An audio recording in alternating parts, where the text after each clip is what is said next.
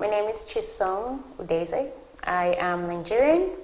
Currently, I live in Norway, where I run my own company called Mettle Consult. It's a company that facilitates business, trade, and investments between European companies and African companies.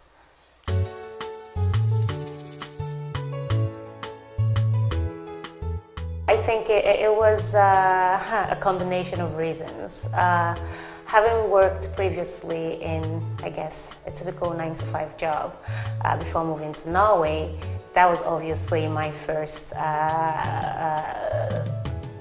job path. You know, I got a job doing exactly that within my field. But I think a combination of being in a new place, trying to integrate, not necessarily assimilating the culture and just feeling unhappy forced me to reevaluate what it was I was going to do with my life. And in that sense, I went back to what is something that I have always been passionate about, and it came down to economy and African development. So I started to explore possibilities within the Oslo space.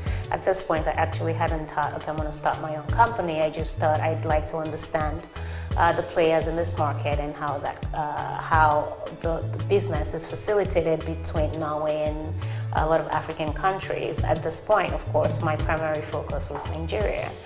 And in exploring the different associations and organizations or companies that work within that space, I realized that there was a gap between Africa and Norway in this case. So what Africa is vastly different from what it is thought to be.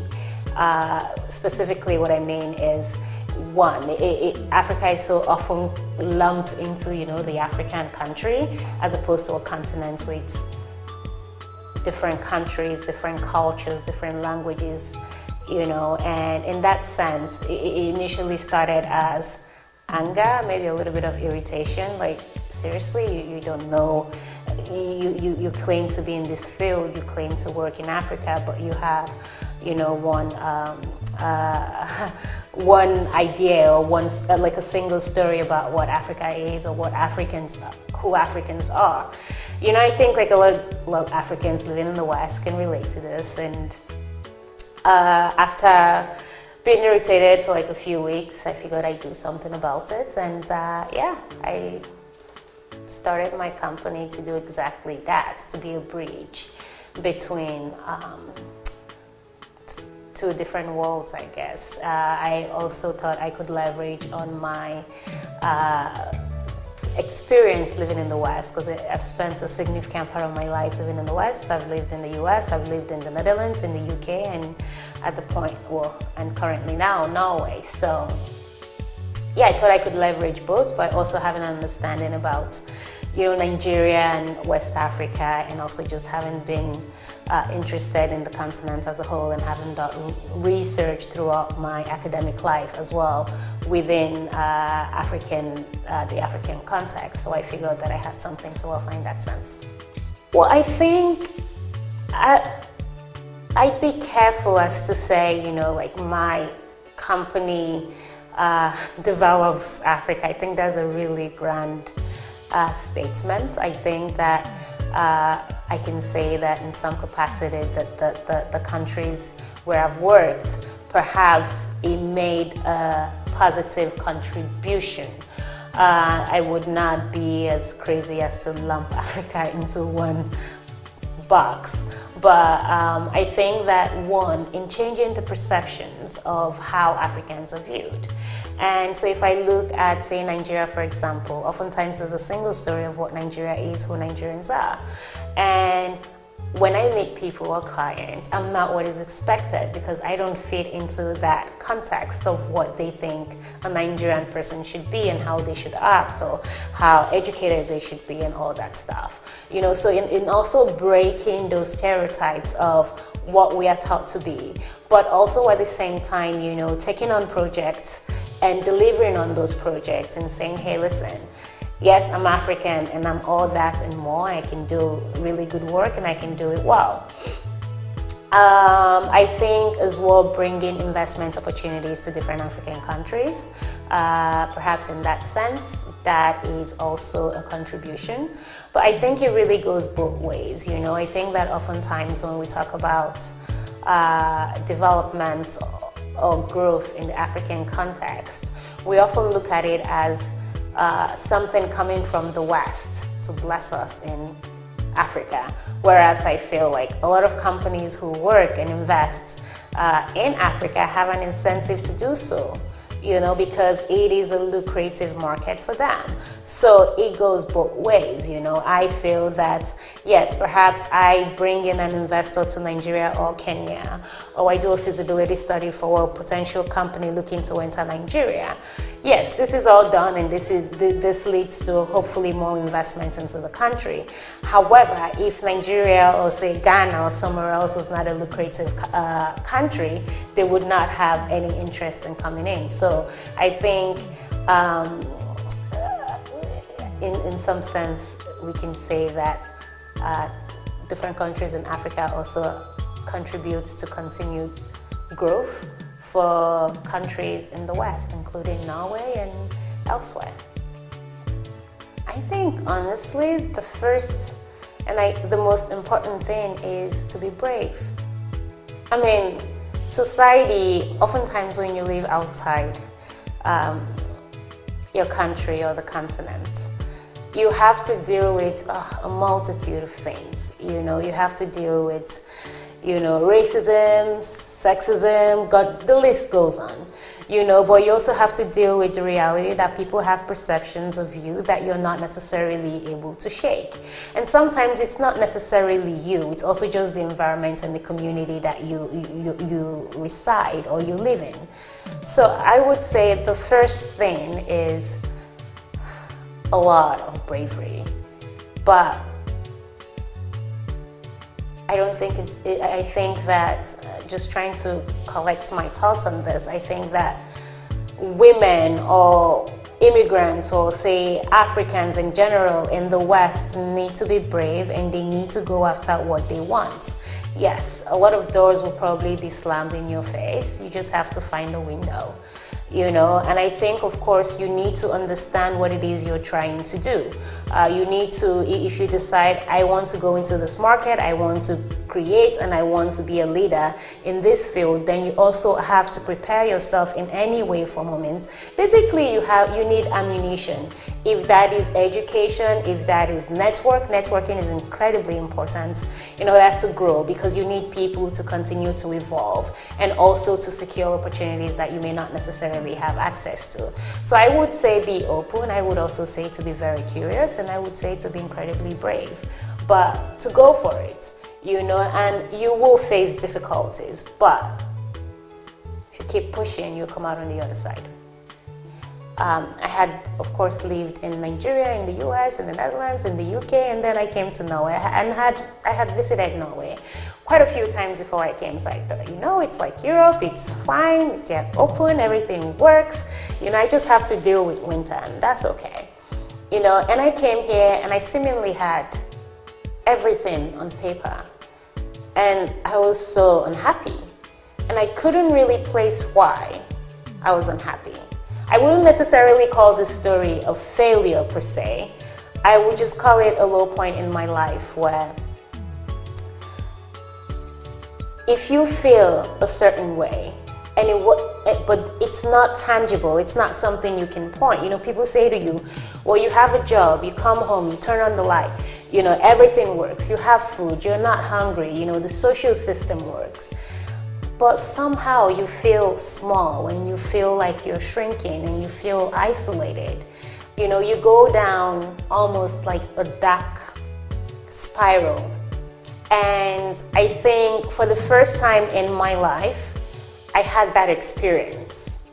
And I wasn't really ready or equipped to deal with it. I think on one hand, I had an expectation of what my life would be in Norway, especially the social and emotional part. But that the reality did not match the expectation, and it took me months to come out of that funk. So I think it's a lesson. I think it's a life experience. I don't necessarily think that it is a failure, but I think if I were to move to a different country, I would be better prepared for that, because it was something that I had actually neglected and did not anticipate that I had to deal with. In Europe, I think in America and say in African countries it's a bit different, but I think, well, particularly in Norway, there's a lot that goes into proving yourself. Like, you need to prove yourself over and over and over again before you gain credibility. So your credibility is not necessarily based on your experience or your qualifications. It comes down to how well somebody knows you, how well they feel they trust you, and sometimes that means having coffee with somebody 50 times. It can be incredibly infuriating, if you're just trying to, secure some type of credibility for yourself. Whereas I find that in other countries, say for example in Nigeria, like, you have a great idea, fantastic. If you have the right network, people are oftentimes more open. But I think that also has a lot to do with the culture, where generally Norwegians, say for example, more conservative and more, they are risk averse. Whereas you can find that in other countries, they are more welcoming of risks. So I think that was definitely one of the things I had to navigate, which was essentially, how do I secure the credibility that I need to secure the type of projects that I want. And it just took a lot of patience and a whole lot of frustration. But also just you have to keep pushing, because in my experience, things that I did or people that I spoke to, say 2 years ago, who did not necessarily have a project for me at that point, because I've maintained a relationship with them, 1 year down the road, they referred me to a job that, essentially becomes one of my consulting projects, or they introduce me to somebody else within their network that is useful for me.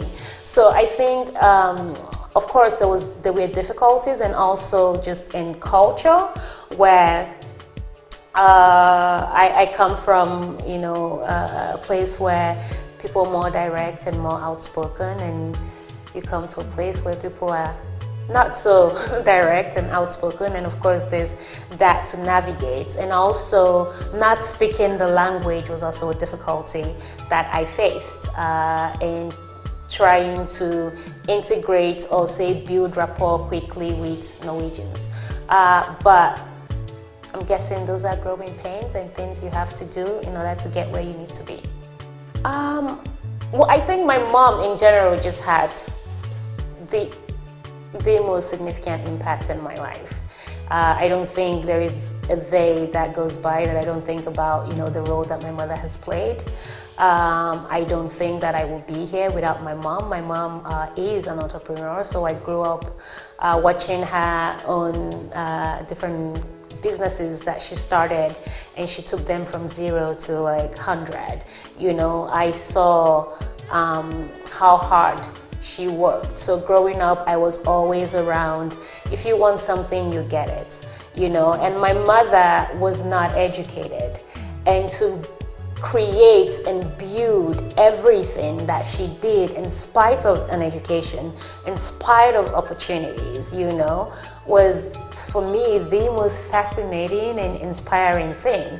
And then I come around, I have all this education, I've had a good life, I've grown up, in the West, and I'm thinking, well, mom did it, so I have to do a little bit more, a little bit better. I'm not there yet, but I will be, and I think for me, it's just growing up, it wasn't really difficult to identify that I could, because my mother did. I never really grew up with thinking, oh yeah, it takes a man to run a company, it takes this, because my mom was just always it. So I guess in some sense I was lucky, where I already did not have to deal with having to go through a perceptional change of what my role in society or possibility to be a leader at a company, I'd probably teach.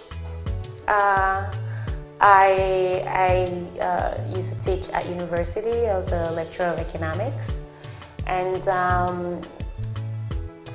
yeah, I'd probably do that because I do enjoy a combination of teaching and research and also learning, and I actually miss that academic space because sometimes in my professional life I don't feel as intellectually stimulated as I usually did when I was in academia. But I think that ultimately I'm doing exactly what I need to do at the moment because it's something I'm passionate about, and it's also something that I can always combine with academia. I will start building a company like when I was 18. You know, I think we're told that, you know, you need this education, you need to have a bachelor's, you need to have a master's, and maybe even a PhD in order to do certain things. And I don't necessarily agree. You know, I mean, and this coming from someone who has a lot of degrees, you know, I wish that I had, you know, started exploring business ideas. I wish that I had started a little bit dabbling into entrepreneurship, you know, so that is something that I would try to have started earlier. So I've not had a, you know, like say a startup that failed. You know, I have always, perhaps also something I learned from my mother, done, you know, traditional businesses where that I can quantify. I am an economist, so I always anticipate my risk. So in that sense, I haven't yet, knock on wood, that I don't.